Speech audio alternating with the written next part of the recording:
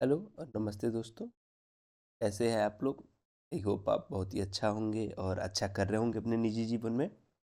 दोस्तों, मेरा नाम अभिषेक ओझा है। एक बार पुनः आपका लैबमेट यूट्यूब चैनल पे हार्दिक स्वागत है। आप देखना शुरू कर चुके हैं लैबमेट यूट्यूब चैनल, जहाँ पे हम लगातार अभी एम्स गोरखपुर का प्रिपरेशन कर रहे हैं।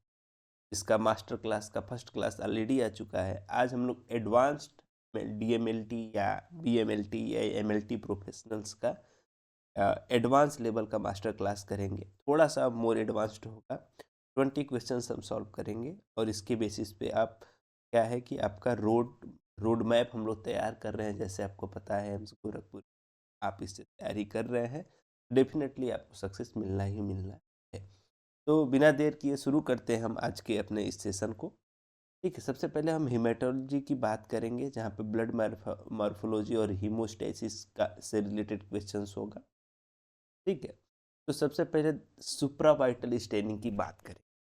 ठीक है, सुप्रावाइटल स्टेनिंग क्या होता है आपको पता है। रेटिकुलोसाइट काउंट के लिए बेसिकली सुप्रावाइटल स्टेनिंग करते हैं हम लोग। लाइव सेल्स को डिटेक्ट करने का काम करते हैं। आपको याद होगा सुप्रावाइटल स्टेनिंग में क्या होता है, हमारे पास ब्लड होता है और रेटिकुलोसाइट का स्टेन होता है। बेसिकली वो मिथिलीन ब्लू स्टेन। तो अगर जो हीमोग्लोबिन का लेवल अगर जो 7.5 या 10 से कम है, ठीक है, बेसिकली 7.5 से कम है, तो डबल अमाउंट ऑफ स्टेन लेते हैं, यानी 2 ड्रॉप स्टेन तो 1 drop blood.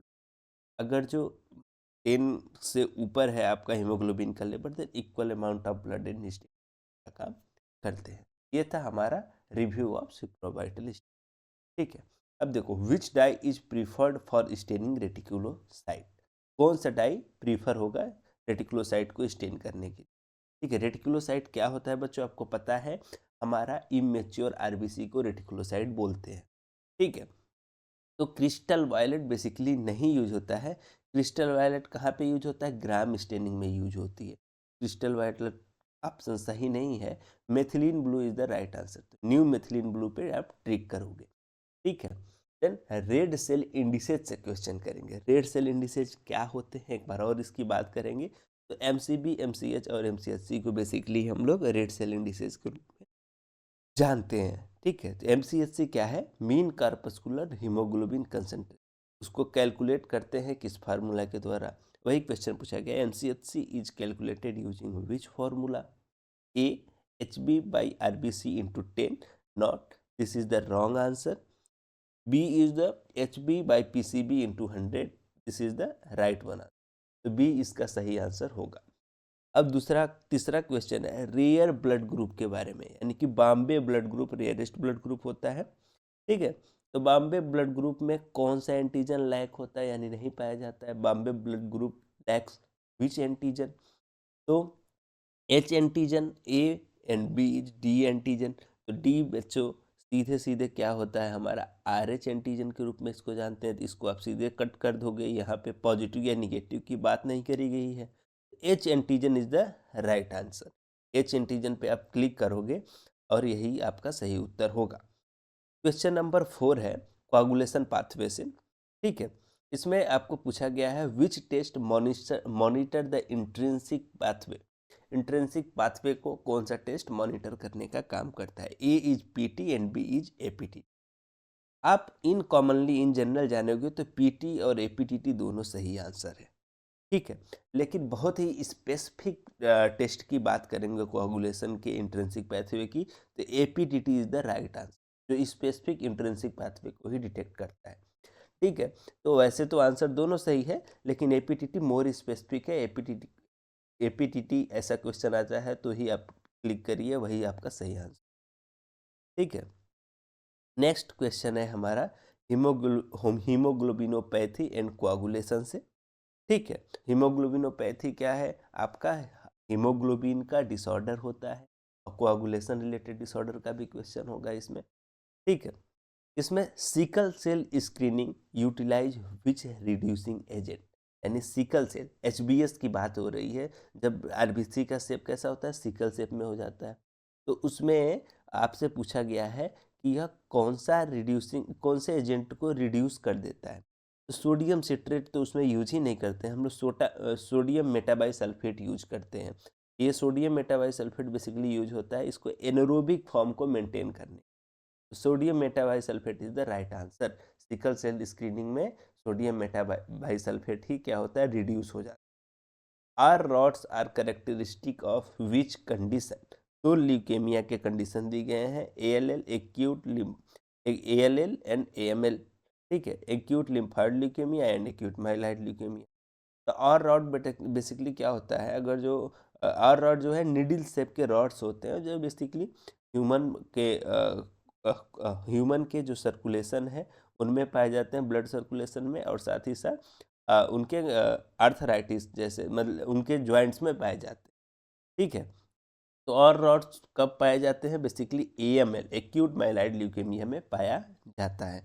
This is the right answer, ठीक है। सेक्शन 2 अब बायोकेमिस्ट्री की बात करेंगे जिसमें केमिस्ट्री, क्लिनिकल केमिस्ट्री और ऑर्गन पैनल्स की बात, ठीक है। अब नेक्स्ट क्वेश्चन है हमारा बोन मेटाबॉलिज्म से, ठीक है, बोन का क्वेश्चन है।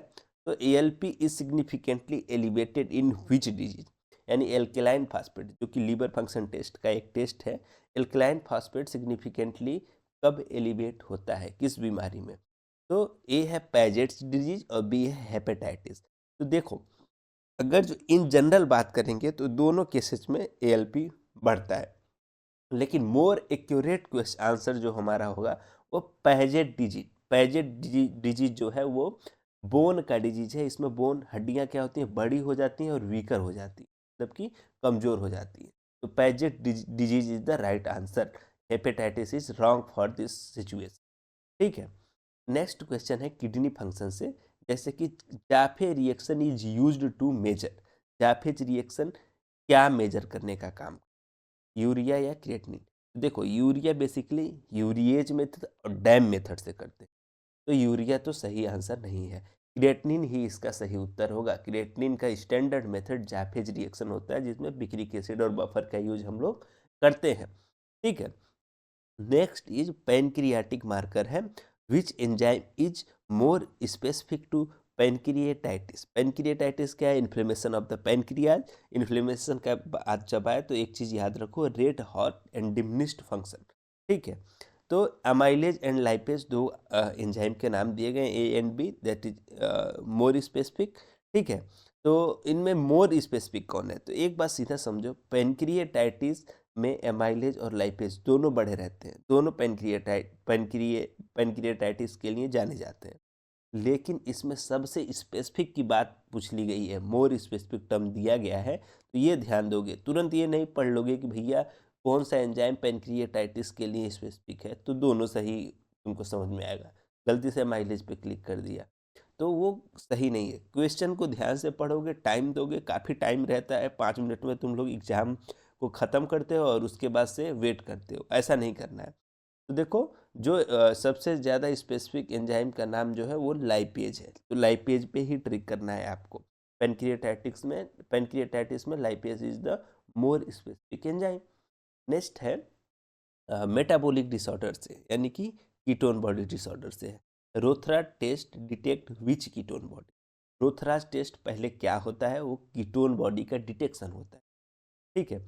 अगर जो जैसे हम यूरिन में कीटोन बॉडी डिटेक्ट कर रहे हैं तो क्या होता है, रोथराज के कुछ रिएजेंट है, ठीक है, जैसे कि आपका सोडियम नाइट्रोपोसाइड है, ठीक है, और अदर रिएजेंट्स हैं जो लीकर अमोनिया वगैरह है, इनका यूज करके हम लोग क्या करते हैं, आपको देखिएगा ऊपर एक पर्पल रिंग का फॉर्मेशन होगा, और जो रिंग का फॉर्मेशन हो रहा है then it is considered as positive, नहीं होता है तो then it is considered as negative. तो रोथरा टेस्ट कौन सा कीटोन बॉडी को डिटेक्ट करता है, तो भैया पहले कीटोन बॉडी को जानना तुमको जरूरी है। अब एसीटोन और एसिटोएस्टिक एसिड दोनों ही कीटोन बॉडी हैं, तो इसका आंसर क्या होगा, A and B both are right, ठीक है।